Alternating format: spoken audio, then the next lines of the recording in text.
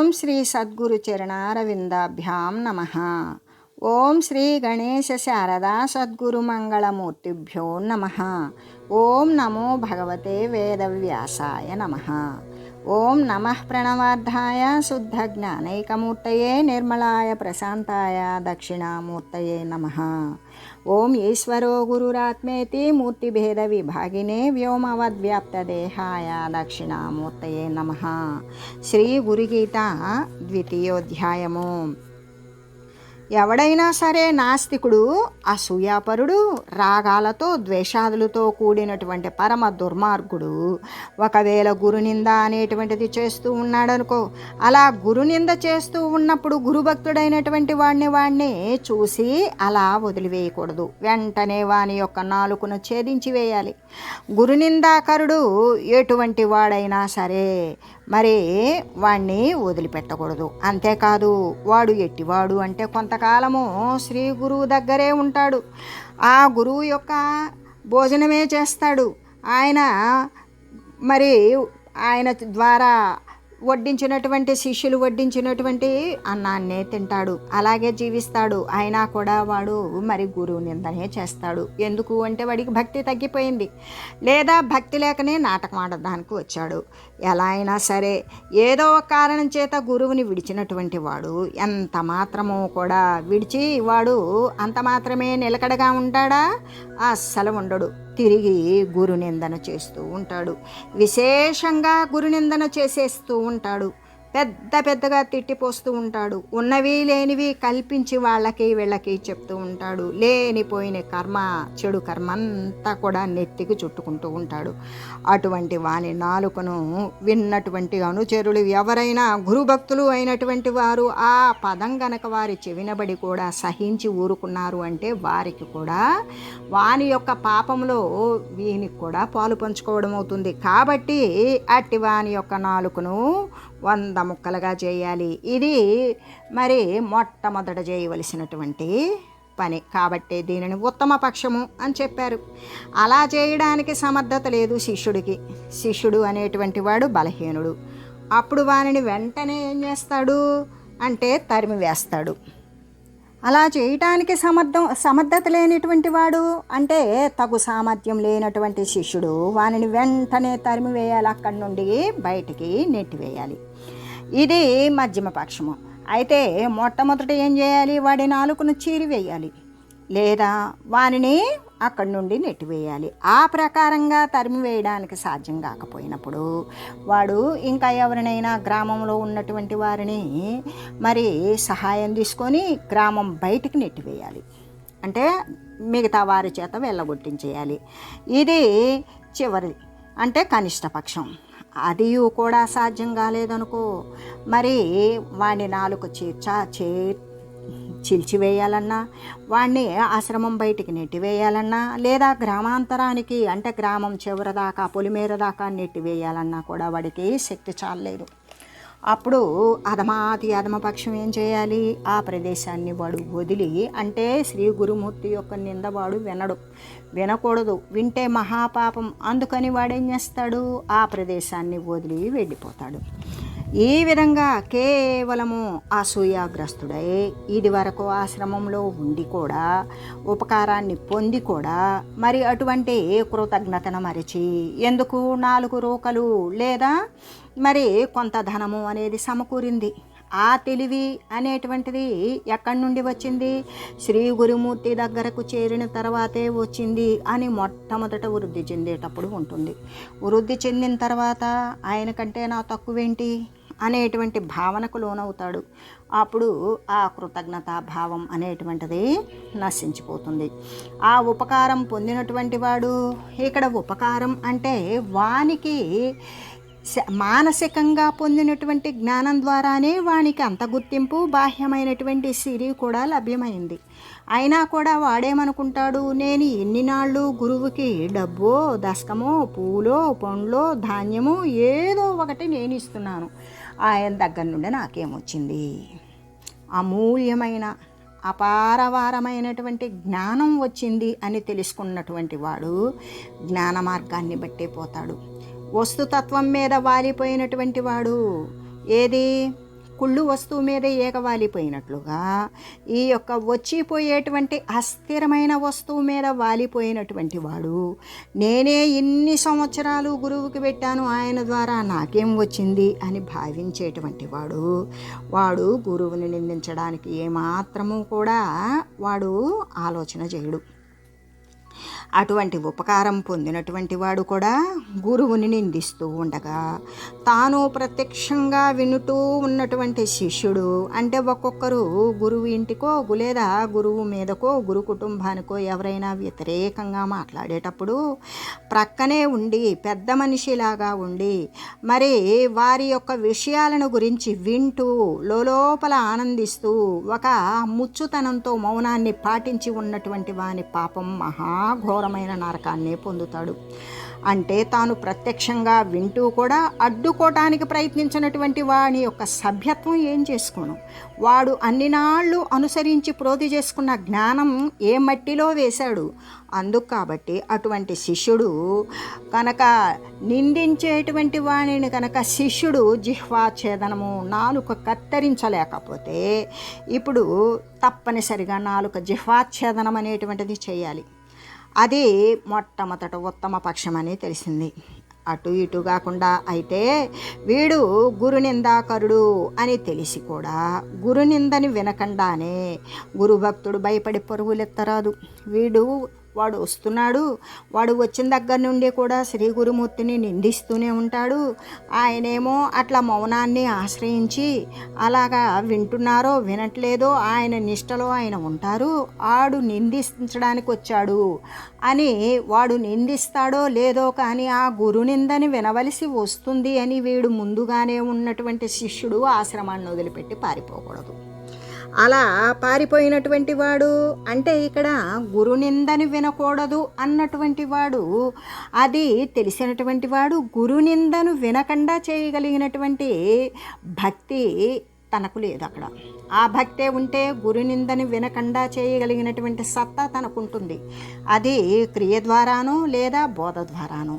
ఆ రెండు లేకుండానే వాడు నిందే చేస్తాడో మరేం చేస్తాడో తెలియకుండానే అసలు వాడు వస్తూ ఉంటేనే వీడు పారిపోయాడు అంటే తప్పుకొని పరిగెత్తడం, అటువంటి పరువులు ఎత్తకూడదు. అంతేకాదు మరి ఇంకా ఏమంటే నిందకుని తరిమి వేయాలి. ఎవడైతే నిందించడానికి వచ్చాడో ఈరోజు నిందిస్తాడో లేదో తెలియదు, కానీ నిన్న మొన్న అంతకుముందు అయితే మాత్రం నిందిస్తూ ఉన్నాడు.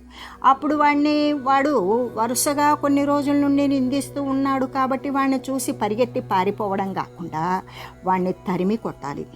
ఇది మధ్యమ పక్షం. అంతేకాదు ఇంకా ఇతరములైనటువంటి రెండు కూడా, అంటే గురునిందా శ్రవణము, గురువుని ఎవరైతే దూషిస్తూ ఉన్నారో ఆ దూషణ అనేటువంటిది విన్నటువంటి వానికి ఏ విధంగా అంటే మరి వినడం అనేది ఉండకూడదు. ఆ వినడం అనేటువంటిది లేకుండా ఉండాలి అంటే వాడిని ఇతరుల సాయం చేత నెట్టివేయడమో లేకపోతే తానే పారిపోవడమో. అంటే గురువు యొక్క నిందను వినడానికి ఇష్టం లేదు కాబట్టి యథార్థం తెలియకుండానే గురు నిందన చేయువారు కూడా ఉన్నారు. అంటే ఇక్కడ గురు రూపం అంటే వాడు సమర్పించినటువంటి వస్తుజాలానికి లోబడి ఉంటుంది అని భావించేటువంటి వాడి యొక్క అజ్ఞత చిన్నిపాటిది, స్వల్పమైనది. ఆ స్వల్పమైనటువంటి పదార్థానికి శ్రీ గురుమూర్తి కట్టుబడి ఉంటాడా, లోబడి ఉంటాడా? అంటే శ్రీ గురుమూర్తి అంటే వస్తువా? కాదు కదా. శ్రీ గురుమూర్తి అంటే అఖండ స్వరూపము.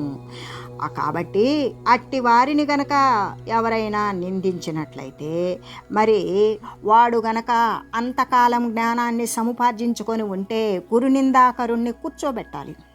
వాని యొక్క విషయాలను గురించి అడిగి తెలుసుకోవాలి.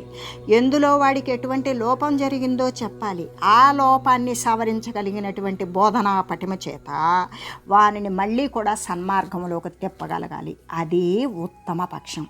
అది సచ్చిష్యుడు, సమర్థవంతుడైన భక్తుడు చేసేటువంటి పని. లేకపోతే తానే దూరంగా పోవడం, ఇక వినలేదు వాడిని శిక్షించలేడు, తానే దూరంగా వెళ్ళిపోవడం. ఈ విధమైనటువంటి శిష్యుని యొక్క ధర్మాలను గురించి తెలియజేస్తూ గురుమూర్తికి కనిపించగా మరుగంగారాదు దొంగ మార్గములందున్ మరి కపట వినయ భక్తులు గురునకు నొనరింపరాదు గురు భక్తుండున్. అంటే వస్తాడు, కానీ గురుమూర్తికి కనిపించకుండా ఆ లోపల మిగతా వారికి అందరికీ కనిపించి అక్కడక్కడ దాగి దొంగ మార్గాల పక్కన మరి కపటం, మరి అనుకోకుండా కనుక శ్రీ గురుమూర్తి ఎదురు పెడితే ఒక నమస్కారం చేయడం, కపటమైనటువంటి వినయాన్ని చూపడం, అది ఇటువంటిది గురుభక్తుడు అయినటువంటి వానికి ఇది విషయం కానే కాదు. వాడు ఎప్పుడూ కూడా అలా చేయడు. నిజమైనటువంటి గురుభక్తుడు రావడమే నమస్కారాలు, ప్రణామాలు, మరి వినయ వినమ్రతలు ఇవన్నీ చూపించుకొని అక్కడికి వాడు ఏ విషయం అయితే వచ్చాడో దాని ప్రకారం వాడి సేవ అనేటువంటివి కొనసాగించుకొని గురువుగారు గనక విశ్రాంతి తీసుకునే సమయంలో, బోధకు సమీపించిన సమయంలో వాని యొక్క సమస్యలు అడిగి తెలుసుకొని తీర్చుకోవడం అనేటువంటిది నిజమైనటువంటి భక్తునికి ఉన్నటువంటి విషయం. వనరగురుడు తనకు నొసగు ప్రసాదంబునెవ్వరికి నిదాను ఎదగదు, దానె గుడవలయుదనకు మహాప్రసాదంబుగాగ శిష్యుడాదరమున. అటువంటి ఆదరంతో శ్రీ గురుమూర్తి గనక ఏ శిష్యునికైతే ప్రసాదం అనేటువంటిది ఇచ్చారో ఆ ప్రసాదం అనేటువంటిది ఇతరులకు ఇవ్వకూడదు. ఎందుకు? తన మీద కలిగినటువంటి అనుగ్రహ ప్రకారం ఆ ప్రసాదం ఇవ్వబడింది కాబట్టి అక్కడ తనకిచ్చినటువంటి ప్రసాదం నలుగురికి పంచకూడదు. తనకు వసగబడినటువంటి ప్రసాదం ఎవ్వరికీ కూడా తాను ఇవ్వకూడదు. అంతేకాదు తానే తినాలి. అంతేకాని తాను తినేటప్పుడు కూడా ఏ విధంగా భావించాలి? మహాప్రసాదంగా భావించాలి. ఆ భావన ద్వారా వచ్చేటువంటి ఫలితమే సత్యమైనది, మరి మిగతాది కానే కాదు. ఆ విధంగా అంటే దూరం అంటే శ్రీ గురుమూర్తి యొక్క నింద చేసేటువంటి వారిని తరలించి శ్రీ గురుమూర్తి యొక్క అనుగ్రహం ద్వారా ఇయ్యబడినటువంటి ప్రసాదాన్ని తానే మహాప్రసాదంగా భావించి ఈ విధంగా తినవలయు అని చెబుతూ, అంతేకాదు ఇది గురునింద చేసేటువంటి వాని యొక్క విషయమయ్యి గురుభక్తుడు ఏ విధంగా ప్రవర్తించాలి అంటే, ఎవరైనా సరే వచ్చి ఆశ్రమంలో ఉండి వారి ఇష్టమైన మాటలు మాట్లాడి వారికి దొరికిన వస్తువు పుచ్చుకొని వారు ఏదైనా మాట్లాడి వెళ్ళిపోతూ ఉంటే నువ్వు ప్రేక్షకుల్లా చూసి ఉండేటువంటి వాడు గురుభక్తుడు. అక్కడ ఉండేటువంటి ఆశ్రమ ధర్మానికి సరిపోయేటువంటి శిష్యుడు ఎప్పటికీ కాడు అనే విషయాన్ని ప్రస్ఫుటంగా తెలియజేస్తూ, నోచ్చిష్టం కస్యచిద్దేయం గురోరాజ్ఞాం నచత్యజేత్ కృష్ణముచ్చిష్టమాదాయ హవిరివా భక్షయేత్ స్వయం. అంటే గురుభక్తి లేనటువంటి వారికి ఎవ్వరికీ కూడా ఈ గురువుచ్చిష్టం అనేటువంటిది వసంగరాదు. గురువు తినేటప్పుడు పెట్టినటువంటి ప్రసాదం అనేది గురుభక్తి ఆ నమ్మకము లేనటువంటి వానికి ఇవ్వకూడదు. కొంతమంది తీసుకుంటారు, మొహమాటంగా తింటారు, లేదా తీసుకొని ప్రక్కవారికి ఇచ్చేస్తారు, లేదా తీసుకోకపోతే నలుగురు తననేమన్నా తప్పుపడతారేమో అని సభ్యత్వం కోసం మాత్రమే తీసుకుంటారు. గురువు యొక్క ఉచ్చిష్టము, గురువు పెట్టేటువంటి ప్రసాదం ద్వారా పవిత్రమవుతాము అనే భక్తిభావం లేనటువంటి వానికి ఆ ప్రసాదం పెట్టనేయకూడదు. అది ఆ ప్రసాదం అనేటువంటిది సాధారణమైనది కాదు, చాలా అంటే అది చాలా చాలా పవిత్రమైనది. కాబట్టి శ్రీ గురుదేవుడు పవిత్రమైనటువంటి భావంతో చరాచరము తానై భుజిస్తూ ఉన్నాడు. ఎందుకు? తను పెట్టినటువంటి ప్రసాదం అంత పవిత్రము అంటే గురుమూర్తి అంటే సకల వ్యాప్త స్వరూపుడు, సర్వవ్యాపకమైనవాడు. కాబట్టి సర్వవ్యాపకంలో ఏముంటాయి? స్థావర జంగమాదులు, చరములు, అచరములు అంటే కదిలేటువంటివి, కదలనటువంటివి. మరి అంటే సమస్తము తానై ఉన్నప్పుడు ఆ చరాచరాలు కూడా తానే అయ్యి సర్వవ్యాపకమైనప్పుడు చరాచరములు అనేటువంటిది చరము తానా అచరము తానా అంటే సర్వము తానే.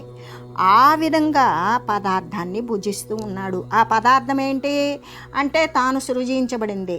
తను మరి తినేదెవరు? అదే. చేసేదెవరు? అదే. మరి అది ఏమవుతుంది అంటే శరీరాన్ని పోషించుకునే నిమిత్తం పదార్థం భుజిస్తే చరాచరములు కూడా సంతుష్టయ్యి ఉండేటువంటి స్థితి కలిగినటువంటి సర్వవ్యాపక స్థితి శ్రీ సద్గురుమూర్తి. కాబట్టి శ్రీ సద్గురుడు భోజనం చేశాడు అంటే తన యొక్క జ్ఞానోపదేశాన్ని తనను అనుసరించిన వారికి, పరతత్వాన్ని ఆశించే వారికి అందించడం కోసం శరీరాన్ని నిలపాలి. కాబట్టి అదే శిష్యుడు భోజనం చేస్తున్నాడు దేనికోసం అంటే ప్రాణవాయువు నిలపడానికి. ప్రాణవాయువు ఎందుకు నిలపాలి అంటే ఈ యొక్క శరీరం అనేటువంటిది ఊనుకొని నిలబడాలి. ఈ శరీరం ఎందుకు నిలబడాలి? ఈ శరీరం అనేటువంటిది జ్ఞానోపార్జన కోసం, జ్ఞానాన్ని సముపార్జించుకునే నిమిత్తం శరీరాన్ని నిలపాలి. ఆ జ్ఞానం ఎందుకోసం?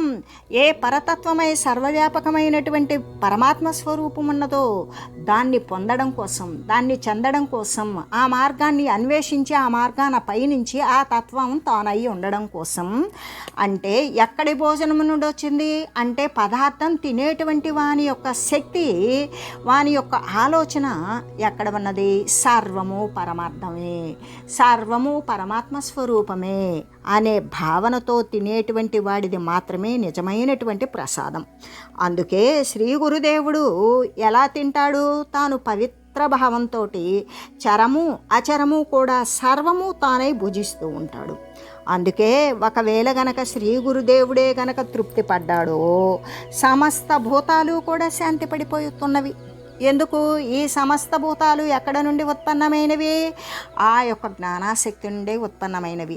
ఆ జ్ఞానాశక్తి ఎక్కడ ఉత్పన్నమైనది? నిరావరణమైనటువంటి సర్వవ్యాపకత్వమైన పరమాత్మ నుండి ఉత్పన్నమైనది. అందుకు కాబట్టి ఈ సద్గురుమాత్రుడు ఎటువంటి వాడు అంటే కేవలం పరమాత్మ సత్తా మాత్రమే సద్గురు స్వరూపం. కాబట్టి ఈ సద్గురు స్వరూపము అనేటువంటిది అందుకే శ్రీ గురుడే తృప్తి పడ్డాడు అనుకో. దేని ద్వారా? ఈ భౌతిక దేహాన్ని నిలపడానికి భౌతికమైన పదార్థాన్ని వేశాడు.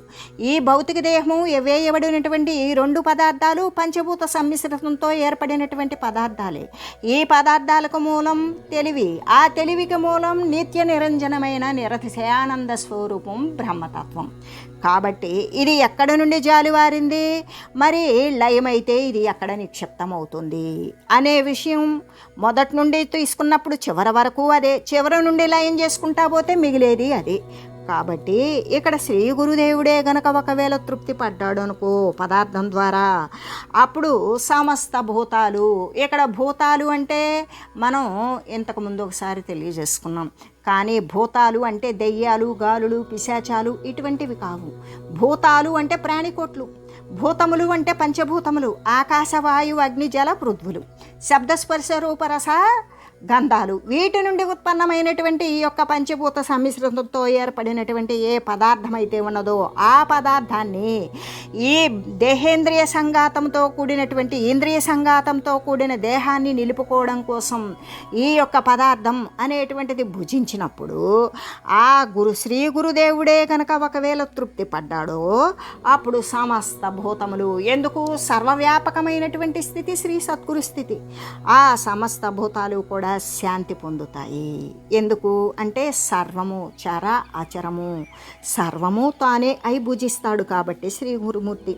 అందుకే శ్రీ గురుదేవుడు అంటే ఎవరు అంటే సాక్షాన్నారాయణమూర్తియే. ఎలాగంటే అట్టి మహానుభావుని యొక్క భుక్తాన్వశేషము అందరికీ ఇవ్వరాదు. ఇక్కడ సర్వ జీవకోటి కూడా పోషింపబడుతుంది అంటే సస్యాల ద్వారా, ఏర్పడిన పదార్థాల ద్వారా, ఈ సత్వగుణము యొక్క ప్రాముఖ్యత ద్వారా, ఈ సత్వగుణము యొక్క ప్రాతిపదిక మీదే సర్వము పోషింపబడి ఊనిక కలిగి అక్కడే ఉనికి కలిగి ఉంటుంది. అదే కనుక సత్వగుణము అనేటువంటిది లేకపోతే సృజించింది నశించిపోతుంది. స్థితి అనేటువంటి విషయం అక్కడ ఉండనే ఉండదు. అంత సహనశీలమైనటువంటిది కాబట్టే పోషణాభారం సాక్షాన్నారాయణమూర్తి. ఆ అట్టి మహానుభావుని యొక్క శ్రీ సద్గురు రూపము అంటే సాక్షాత్తు అంటే సత్వగుణ ప్రధానుడే సమస్త జీవకోటిని పోషించడానికి భరించినటువంటి ధారణ కలిగిన వాడు శ్రీ సద్గురుమూర్తి. అందుకనే ఇప్పుడు రజోగుణకర్త అయినటువంటి బ్రహ్మదేవుని ద్వారా సృజన కార్యక్రమం సాగితే మరి కార్యం తమోగుణ ప్రాతిపదిక మీద రుద్రదేవుని ద్వారా ప్రళయం అనేటువంటిది జరిగితే, కానీ స్థితి కార్యం అంటే సత్వగుణమే ప్రధానమైనటువంటి ఆ విష్ణు నారాయణమూర్తి ద్వారానే ఈ యొక్క ఈ జీవకోటి అంతా కూడా ఊనుకొని వాటి యొక్క ఉనికి ఉండేటట్లుగా, వాటి యొక్క స్థితి క్రమం అనేది కొనసాగి ఉండేటట్లుగా ఈ సత్వగుణ సంపదతో మాత్రమే సాగుతుంది. అటువంటి శ్రీమన్నారాయణ, శ్రీ సాక్షాత్ నారాయణ స్వరూపం సర్వ జీవకోటి కూడా శాంతి పొందుతుంది. దేని ద్వారా? సాక్షాత్ సద్గురువు యొక్క భోజనం ద్వారా. శ్రీ సద్గురువు కనుక తృప్తి పడితే సమస్త భూతాలు కూడా శాంతి పడతాయి అని చెబుతూ, అటువంటి మరి మహానుభావుని భుక్తాన్న శేషము అందరికీ ఇవ్వరాదు. ఎటువంటి వాడు? చరాచరములు నిండింపగలిగిన వాడు, స్థావర జంగమాది రూపము అనే వ్యత్యాస్తము లేకుండా సమస్థితిలో ఉండేవాడు. అటువంటి సహనశక్తి, సహనశీలి, సత్వగుణ ప్రధానుడై సర్వ జీవకోటికి, సర్వ ప్రాణికోటికి కూడా ఊనుకునేటువంటి స్థితిని కలిగించేటువంటి సహనశీలి అయిన శ్రీ సద్గురుమూర్తి సాక్షాత్ నారాయణమూర్తి. కాబట్టి అటువంటి మహానుభావుడు భుజించేటువంటి భోజనం ఏదైతే ఉంటుందో అది పరమ పవిత్రం, సమస్త భూతాలు శాంతి పడేటువంటివి. ఆయన తినగా మిగిలినటువంటి భోజనం అందరికీ ఇవ్వరాదు, ఎవ్వరికీ ఇవ్వకూడదు. ఎందుకు అంటే వారును మరి తీసుకునే అందరికీ తీసుకెళ్ళి శిష్యులు ఏం చేస్తారు? స్వామివారు తినగా మిగిలినటువంటి పదార్థం తీసుకొని వెళ్ళి మరి ఒక పల్లెరంలో పెట్టుకొని దాన్ని తీసుకెళ్తే అలా ఒక ముద్ద పంచుతారు. ఎందుకు? ఆ మిగిలిన ఆ ఉచ్చిష్టం గురువు యొక్క ఎంగిలి పదార్థం ద్వారా వచ్చినటువంటి జ్ఞానము అనేది వీడిని ఉన్న స్థితి నుండి ఉన్నత స్థితికి తీసుకువెళుతుంది అని భక్తి, నమ్మకం, విశ్వాసం ఉన్నటువంటి వాడు మాత్రమే స్వీకరించాలి. అంతేకాని అక్కడ ఉన్న వారందరికీ పెట్టేస్తే ఆయన తిన్నటువంటి పదార్థం మనం ఎంగిలి చేసింది మనం తినడం ఏంటి అనేటువంటి తక్కువ భావన చాలామందికి వస్తుంది. కాబట్టి ఎవరైతే అడిగి తీసుకుంటారో, గురువు తినగా మిగిలినటువంటి పదార్థాన్ని ఎవరు అడిగి భక్తితో దాన్ని స్వీకరిస్తారో అటువంటి వారికి మాత్రమే ఇవ్వాలి. కానీ అక్కడ చాలామంది సమూహం ఉన్నారు అని అందరికీ పనిచేయకూడదు. ఎందుకంటే ఎవరి భావంలో ఏముంటుందో మరి ఇష్టం లేనటువంటి వారు వేరుగా తలుస్తారు కదా. అందుకు కాబట్టి ఇంకా ఏమి చేయాలి అంటే అది ఏ విధంగా తినగలగాలి అంటే దాన్ని పరమ పవిత్రంగా తినగలగాలి అని తెలియజేస్తూ, ఓం మంగళం శ్రీ గురుదేవాయ మహనీయ గుణాత్మనే సర్వలోక శరణ్యాయ సాధురూపాయ మంగళం. ఓం లోకా సమస్త సుఖినో భవంతు. ఓం శ్రీ సద్గురు పరబ్రహ్మార్పణమస్తు. ఓం తత్సత్.